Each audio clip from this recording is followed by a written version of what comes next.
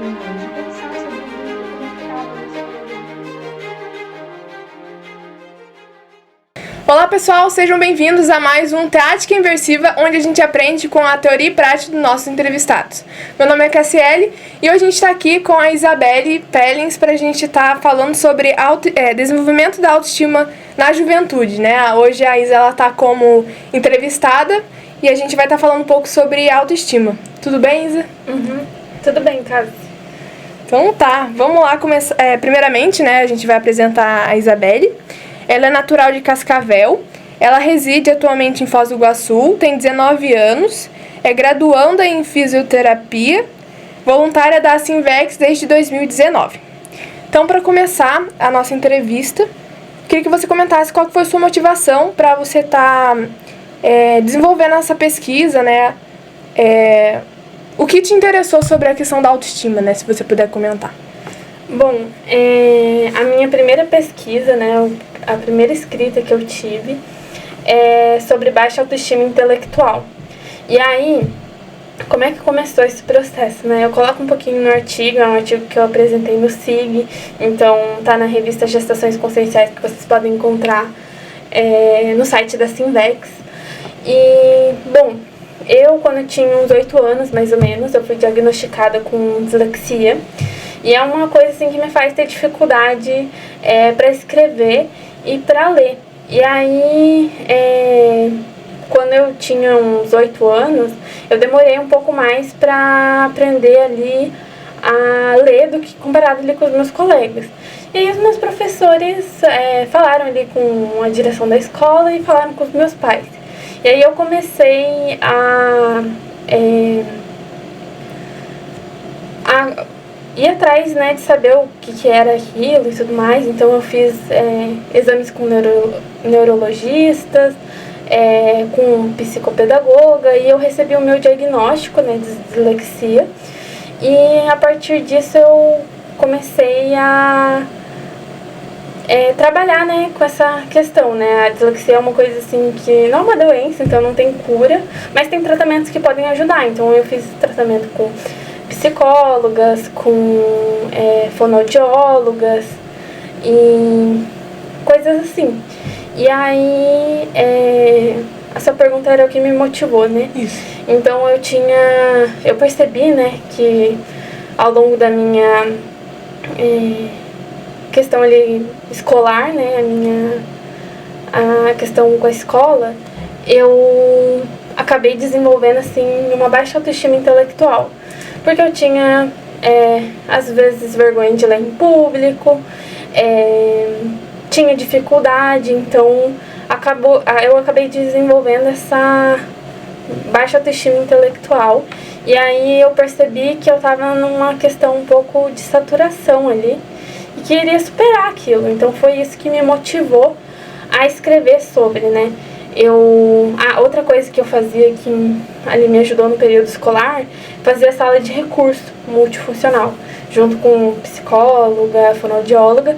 É um tipo de sala de reforço, mas especializada para ali com crianças com algumas necessidades especiais ou com transtornos de aprendizagem, que é o meu caso. E aí me ajudou ali na questão escolar, mas eu percebia que tinha muita dificuldade e isso me acabava trazendo ali bastante insegurança, um pouco de falta de autoconfiança. E aí eu acho que tudo isso contribuiu e acabou gerando essa baixa autoestima intelectual. E aí eu cheguei no nível de saturação um pouco e que eu queria superar aquilo, porque era uma coisa que me travava muito e que acabava assim tirando um pouco,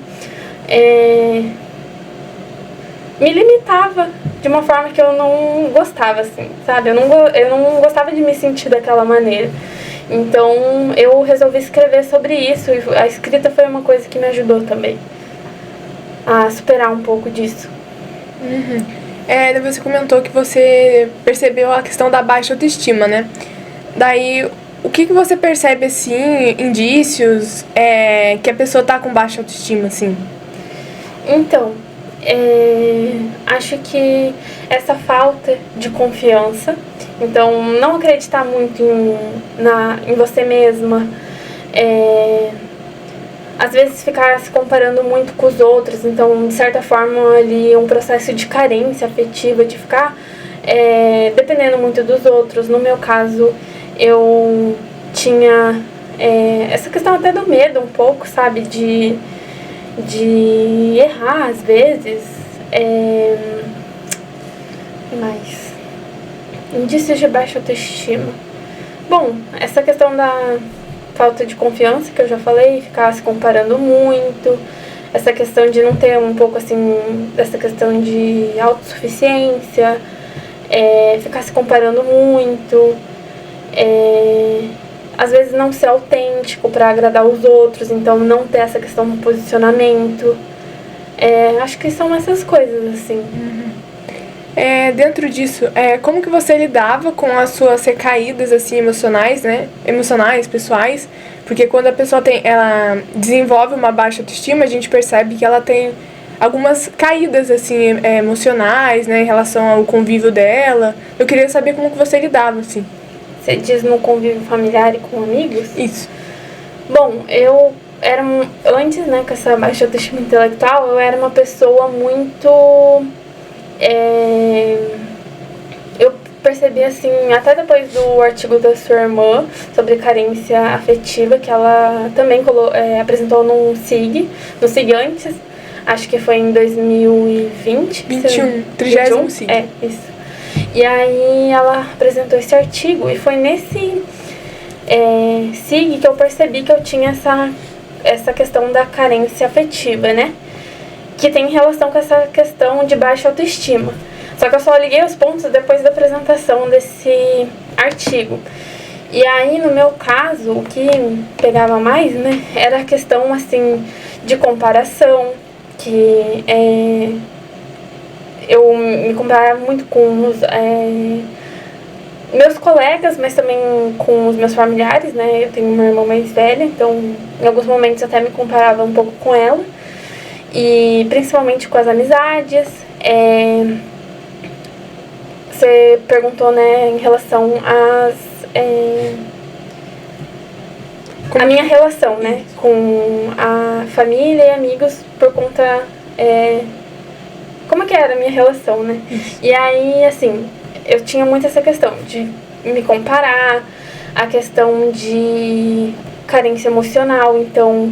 eu ficava ali dependente das minhas amigas e dos meus familiares. Então, eu tinha uma dependência ali com as minhas amigas que eu tinha medo daquela relação. Eu tinha medo de, se eu parasse de ser amiga daquelas pessoas, eu não teria outros amigos. E aí, eu ficava nesse medo de, às vezes, me posicionar, de... às vezes não ir pra aquela festa com as amigas porque eu não me sentia à vontade, mas eu também não queria perder ali essa questão da convivência, porque aquela relação de dependência me consumia tanto, essa questão do medo, que eu ficava ali naquela questão de dependência com as amigas. Eu não achava que eu tinha capacidade de fazer outras amigas e ficava naquela dependência. E aí, na questão familiar, eu também tinha essa questão da dependência familiar. Então, eu achava que ali no meu período de final, assim, de período letivo, assim, período na escola, enquanto eu estava ali no segundo, terceiro ano, que eu estava pensando o que eu queria fazer de faculdade, pensando se eu ia fazer faculdade ali na minha cidade ou não. Eu, assim, não tinha... eu ficava tanto nessa dependência familiar... tipo, isso internamente, assim, que eu não acreditava em mim mesma, que eu achava que eu não tinha capacidade de me virar sozinha.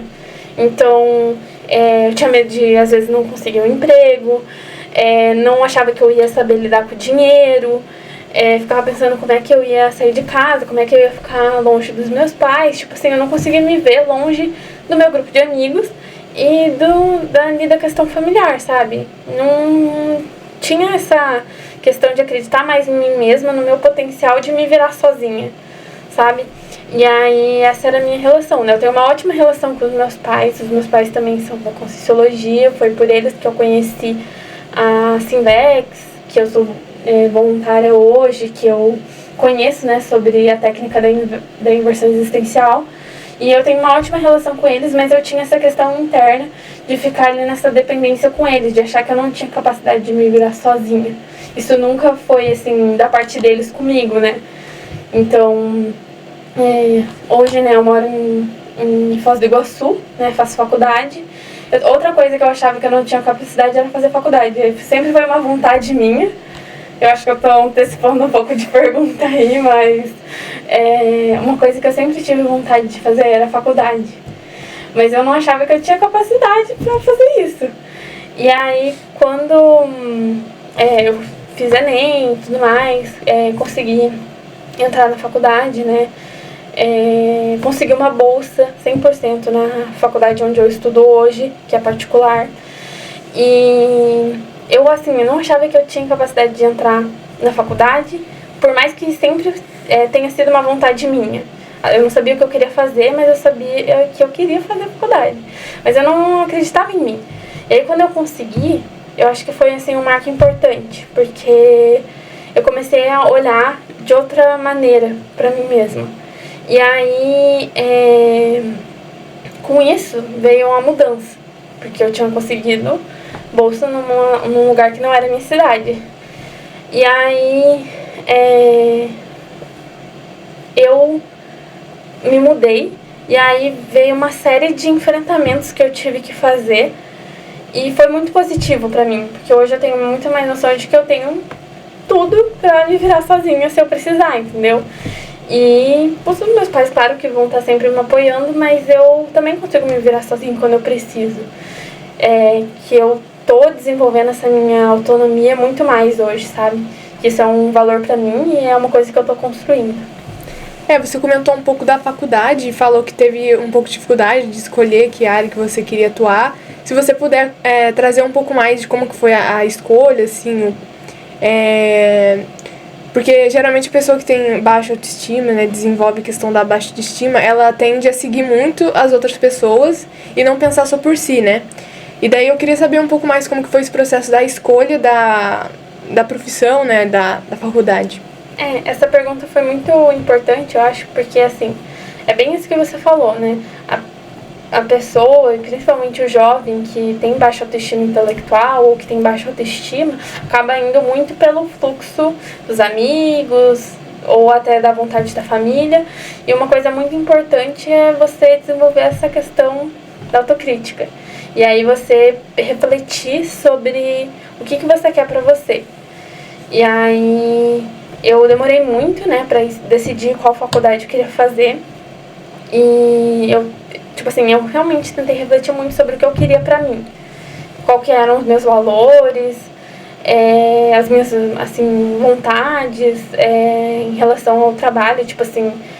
Uma coisa que eu coloquei que é um valor meu e que eu tinha muito uma vontade é a questão da assistência.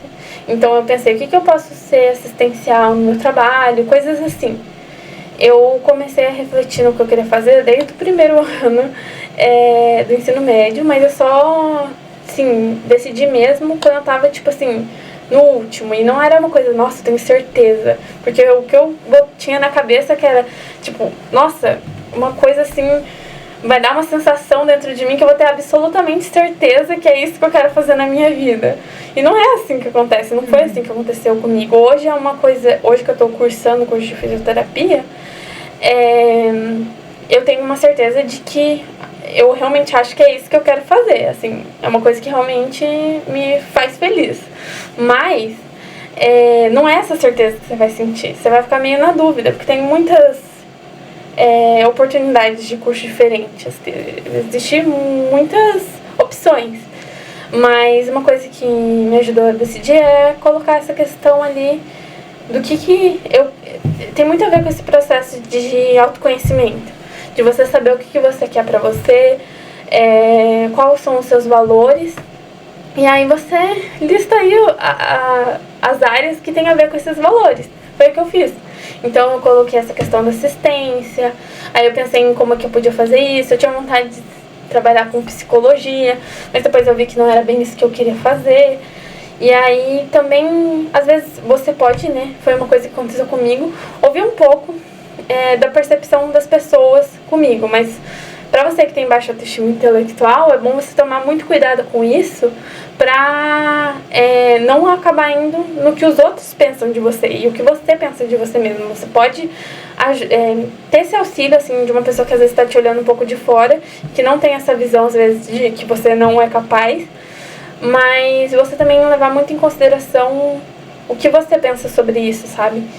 E aí foi assim que eu escolhi, tipo assim, eu fui listando, foi até uma sugestão, né, de um voluntário, tipo, ele falou, olha, assim, de um colega, né, você já pensou em fisioterapia? Eu tava pensando em várias coisas e não era uma coisa que nunca tinha passado na minha cabeça, tipo, eu nunca pensei em fazer isso. Eu sabia que eu queria alguma coisa que fosse assistencial, e eu sabia que eu queria que fosse alguma coisa na área da saúde. Eu sabia as coisas que eu não queria fazer, tipo, medicina não era uma coisa que eu não queria fazer, porque é uma coisa que ia levar muito do meu tempo e disponibilidade que eu gostaria de, tipo, fazer faculdade, trabalhar, pra ter ali como me sustentar, ter um pouco mais, assim, da minha independência. Então, enfermagem também não, porque eu acho que eu não ia conseguir aquelas. Eu não queria, na verdade, não acho que eu não conseguiria, né? Porque eu já tenho uma visão de coisas assim que eu sei que eu posso fazer tudo que eu tenho vontade, eu só preciso me posicionar e fazer. Mas enfermagem era uma coisa que eu não queria, porque eu não queria mexer com sangue. E aí foi coisas assim. Eu fui listando coisas que eu gostava, ouvi um pouco de sugestão e acabei indo por uma coisa que eu nunca tinha pensado e que eu gosto muito hoje, sabe? Dentro disso que a gente tá conversando, tem uma pergunta aqui que é sobre isso. Como que você... como lidar com as críticas sem levar pro pessoal, né? Então, como que a pessoa pode lidar, né, com alguma crítica, algum feedback que ela recebe sem levar, tipo assim, achando que é um ataque, né? Como assim você percebe isso? Bom, eu acho que a primeira coisa nós estamos sempre julgando, nós estamos sempre criticando. As pessoas, elas são críticas, isso é inevitável. Tipo, a gente tem um pensamento, um posicionamento sobre as coisas. Então isso é inevitável. A gente tem um posicionamento sobre as coisas. Então quando a gente vê uma coisa, uma situação, uma pessoa, um ato que ela faz ali, né, de tipo, o jeito que ela funciona e tudo mais, a gente tem uma opinião sobre aquilo. Isso é inevitável. E quando a gente recebe um feedback, eu acho que uma coisa que a gente tem que avaliar muito é a intenção. Às vezes a pessoa tem uma boa intenção ali em te colocar aquilo. Eu acho que é uma coisa que você tem que sentir em cada momento. Outra, você ter muito ciente de que, tipo assim, você está aberto para ouvir a opinião dos outros. Eu acho que é um ponto importante para você, assim, estar aberto para ouvir a opinião dos outros, porque às vezes eles estão tendo uma visão de fora. Então eles estão olhando ali de fora, eles conseguem às vezes ter uma visão um pouco mais ampla do que você e de você mesmo. Sim. Mas é uma coisa que você também tem que cuidar muito, porque assim como às vezes a gente tem uma visão distorcida da gente, os outros também.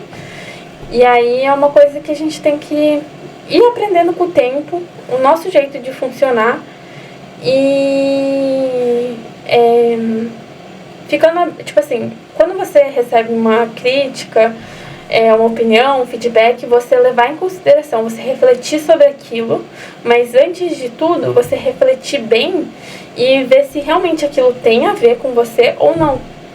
Eu acho que você tem que ser crítico nesse sentido, de você ver se aquilo realmente tem a ver, se auto-pesquisar a partir daquele feedback, para ver se tem alguma relação com você ou não. Se tem, poxa, então vamos melhorar. Se você acha que depois de uma auto-pesquisa bem feita, você acha que aquilo não tem nada a ver, que a pessoa acabou se equivocando ali, beleza também. Tipo assim, a gente também erra dando feedback às vezes pros outros. Então acho que é avaliar a intenção, levar em consideração, mas também não pegar as coisas pra você, de certa forma, assim. Fazer essa autocrítica e ver se tem alguma coisa a ver ou não com você. Assim, pensando, olhando com a visão que eu tenho hoje, sabe? Já superando. Eu acho que no passado eu acabei não conseguindo fazer tanto isso. E hoje, com a visão que eu tenho, eu acho que essa é a melhor forma de receber, assim, os feedbacks. Uhum. Daí eu queria saber um pouco mais de como que foi a virada, assim, pra você perceber, assim, que... eu tô com baixa autoestima, né? E qual que foi, tipo assim, a chave pra você fazer essa virada de mudança? Tipo assim, que trafores que você percebe que você teve, assim, pra tá superando essa questão da baixa autoestima e se colocando em situações que você conseguiria estar desenvolvendo, né, a autoestima na juventude, assim. Bom, assim, no meu caso, essa baixa autoestima estava relacionada com a questão intelectual. E aí isso acaba afetando várias áreas e eu acho que, um pouquinho eu já comentei, mas eu acho que o que eu tava numa saturação e eu não queria mais me sentir daquela forma.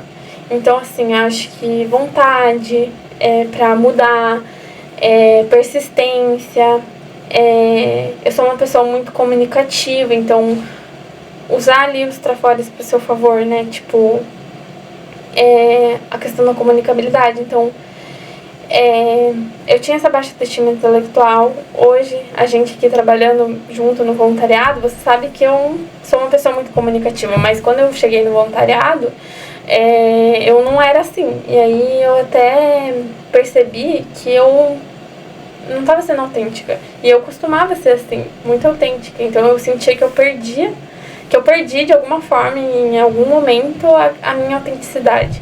E essas coisas me incomodavam. Então eu percebi que eu precisava sair da minha zona de conforto, que nem estava tão confortável assim, estava ruim ali, e precisei enfrentar. E a sua pergunta é as minhas qualidades que me ajudaram a superar, né? Sim, a virada, assim, o ponto que você percebeu que você deveria mudar, né? E se você também puder explicar um pouquinho o contexto, assim.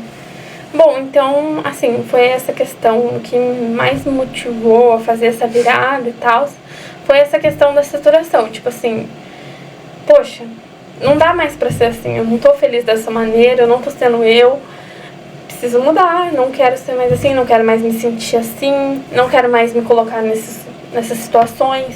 Então foi essas coisas que me ajudaram a fazer essa virada. E aí, o que, contextualizando, né, essa situação da virada, você quer dizer, né? Bom, eu comentei um pouco que eu recebi o diagnóstico quando eu tinha uns 8 anos. Isso foi todo o meu período escolar, assim, alimentando um pouco dessa baixa autoestima intelectual, porque eu sempre acabei tendo um pouco de dificuldade. E aí, acho que também contando um pouco sobre o meu processo dentro do voluntariado, né? Eu conheci a Conscienciologia quando eu fiz um TPE em 2015. Mas, assim, isso eu acho que eu tinha uns 11 anos, mais ou menos, por aí. E aí, naquela época eu não queria muito, assim, nada com nada. Então, eu não segui muito e acho que não fazia muito sentido pra mim naquele momento de vida que eu tava. E eu conheci a Conscienciologia através dos meus pais. Então, os meus pais já eram voluntários nessa época. A minha irmã também fez esse curso, Teoria e Prática da Imersão Existencial, né, em 2015. E aí, pra ela fez sentido pro momento ali de vida que ela tava. Então ela começou a fazer outros cursos, entrou no voluntariado, no Greenvex. E aí, a minha irmã já era mais velha, né? A gente tem 4 anos de diferença, ela era um adolescente ali. E aí, pro momento de vida que ela tava, fazia mais sentido ali com ela, mas pra mim não. Então eu demorei um pouco pra entrar no voluntariado. E aí eu ainda fazia cursos, em palestras que aconteciam em Cascavel, né, que a instituição que os meus pais são voluntários fazia. Mas ali, em alguns momentos, até eu ia meio obrigada, de certa forma, de tipo assim, tô indo porque os meus pais estão indo e tudo mais. E aí, eu acho que eu fiz alguns cursos que me marcaram. Acho que um deles foi até o ECP3 em 2017, que me marcou de alguma forma e eu comecei a ver que isso fazia sentido pra mim e que eu queria que eu me sentia bem nesse grupo, sabe? Nesses grupos que o pessoal ali era voluntário, que estava organizando esses cursos. Então, eu acabei acompanhando a minha família e a minha irmã em alguns cursos. E aí, em 2019, né, eu me posicionei em me tornar voluntária. Então, eu fiz ali a questão do voluntariado, entrevista e tudo mais, mas eu era voluntária só de pesquisa e não tinha Greenvex na minha cidade, e eu não fundei Greenvex enquanto eu tava morando ali, em Cascavel, né? Então, tipo assim, eu só era voluntária no papel. E aí eu fiz um Invexogeração no início de 2020. E aí eu, assim, tava muito em crise. E aí, como eu comentei, né, eu não falava muito nos cursos quando eu vinha, quando eu cheguei. E aí eu fiquei o curso inteiro sem falar nada, mas eu tava angustiada, assim, tipo, poxa, as pessoas estão aqui se desenvolvendo e tudo mais, e fazendo os recins e tal, e eu sinto que eu tô parada, que eu não tô fazendo nada, eu sou voluntária só no papel. Aí no final do curso eu acabei expondo tudo que eu tava sentindo. Aí eu até lembro que eu falei assim, eu sou a pior voluntária dessa instituição, que eu sou voluntária só no papel e não sei o que, e que eu não sou uma pessoa que não fala muito, eu não sou tímida, eu não sou assim. Eu sou uma pessoa que fala bastante. Se a minha família me visse, que eu falo isso toda vez, se a minha família me visse, que ela ia estar rindo, porque eu sou uma pessoa que fala muito, é uma coisa que a minha família brinca muito comigo em reuniões ali de família. Então eu expus que eu não estava sendo autêntica e que isso estava me incomodando. E aí, eu não me lembro muito bem essa parte, mas eu não lembro se eu falei que queria entrar no voluntariado administrativo ou se alguém veio falar comigo assim, que eu tinha essa opção, né? E aí, eu comecei dentro do voluntariado administrativo, meio que à distância. Era uma função que eu conseguia fazer lá de Cascavel. E aí eu acho que isso teve uma grande, assim, mudança na minha vida, assim, porque eu comecei a ser colocada um pouco fora da minha zona de conforto, no sentido que às vezes eu não achava aquela zona de conforto ruim, na verdade, porque eu não estava feliz, mas eu sentia que eu não tinha capacidade. Eu fui ali colocada em algumas situações e me coloquei em situações onde eu sabia que ia ser difícil, mas que eu ia aprender com aquilo, sabe?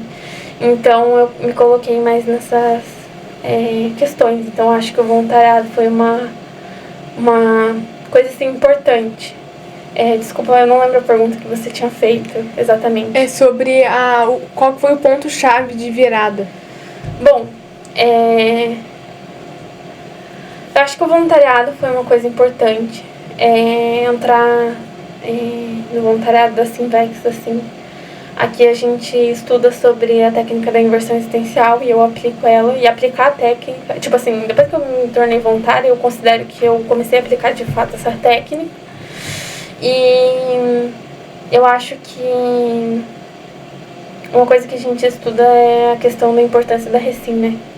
E aí eu entrei nesse movimento, assim, de necessidade de fazer recim e tentei buscar fazer isso. Então eu tava nessa saturação, comecei a me colocar mais em situações que eu tinha que me expor, que eu tinha que enfrentar os meus medos e, assim, coisas que iam ser desafios mesmo. Eu comecei a me colocar mais nessas situações e eu acho que foi isso que foi aos poucos gerando pra mim, né, várias viradas. Porque eu acho que eu fiz, depois que eu entrei no voluntariado, depois que eu tomei, assim, a decisão de, tipo, não quero mais ficar nessas situações, me colocar nessas situações, eu não quero mais me sentir assim. Quando eu me posicionei nisso, e aí entrei no voluntariado, eu acho que isso me ajudou a fazer várias recins. E aí, várias pequenas e grandes recins que me ajudaram a fazer essa virada de, tipo, superar a questão da baixa autoestima e da baixa autoestima intelectual. Você tá começando bastante do voluntariado, né? Daí eu queria que você comentasse um pouco mais sobre o Greenvex, né? Que é o grupo de investidores existenciais. Como que foi, assim, a importância da sua participação no Greenvex para o seu desenvolvimento pessoal? Então, como eu comentei, né? Eu era voluntária só no papel. Depois eu entrei no voluntariado administrativo. Eu continuei ali. Eu tava fazendo as coisas do voluntariado administrativo, né? E o que é esse voluntariado administrativo, assim, pro pessoal entender melhor? Aqui a gente tem esse canal, por exemplo, no YouTube, e eu ajudo a cuidar dele. Então, sou uma das pessoas que ajuda a cuidar dele, na casa é outra pessoa, e eu acho que depois disso, depois que eu entrei no voluntariado administrativo, que eu comecei a ajudar aqui no canal, fazendo capa, ajudando na questão dos recortes que são publicados aqui no canal, depois de eu fiquei só no voluntariado administrativo e fiquei participando dos eventos que tinham, dos cursos e tudo mais.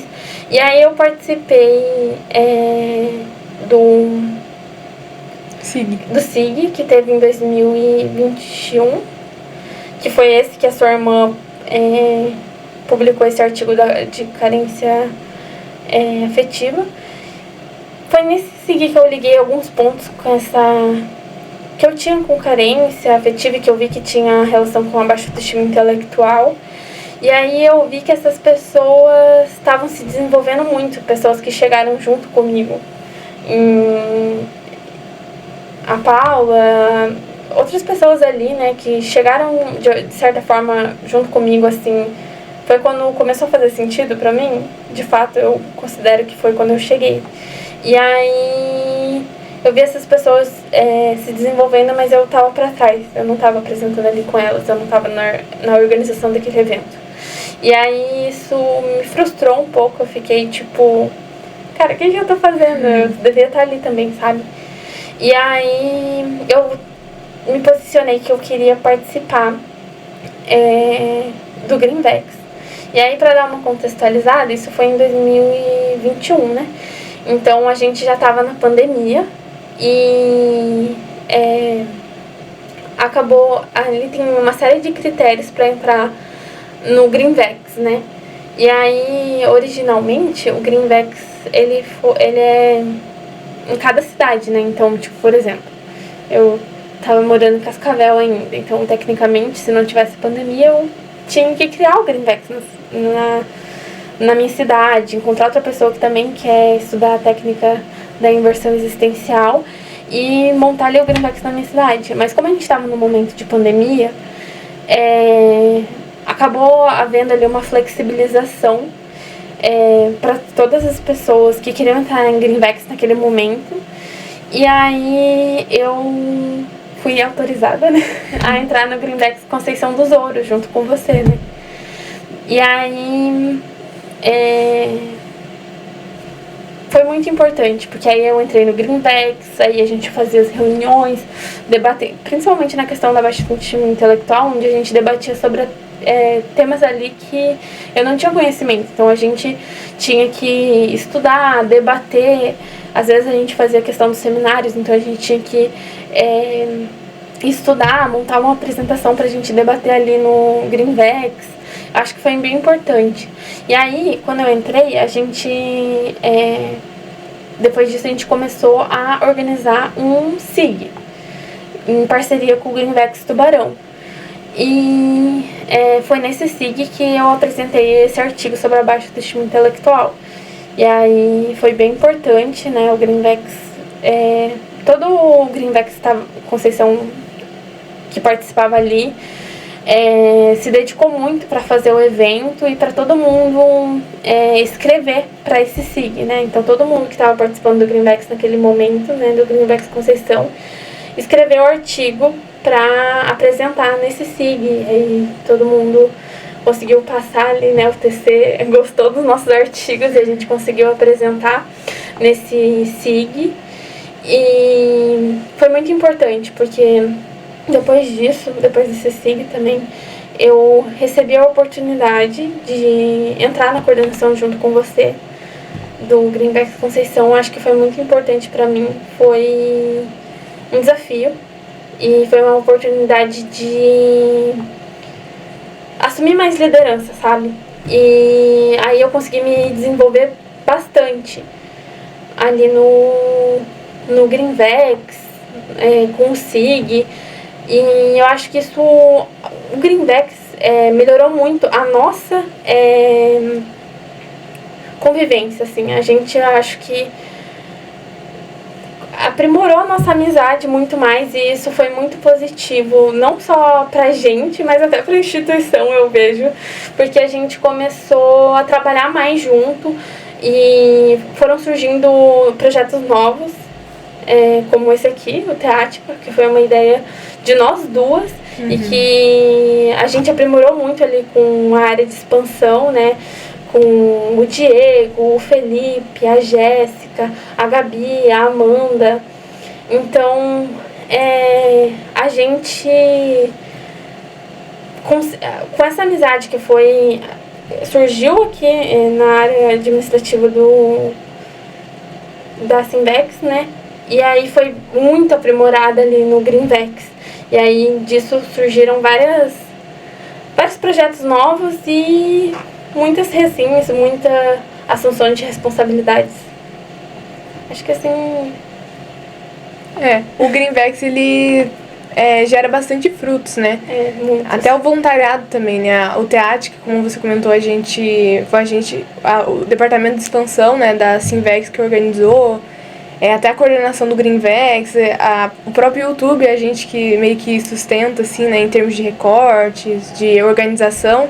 Então, acho que o voluntariado, como que você colocou bem, né, em várias partes, gera frutos, né, tanto para as outras pessoas quanto para a gente.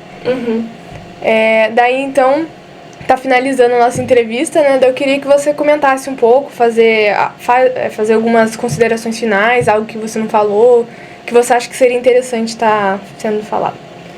Bom, gente, eu quero agradecer a oportunidade de estar aqui. Fico feliz por quem ficou até o final. Eu convido vocês para ler o artigo todo. Eu estou disponível para respostas, debates sobre esse tema. Vocês podem mandar aqui nos comentários desse vídeo que eu vou ler depois. E... Bom,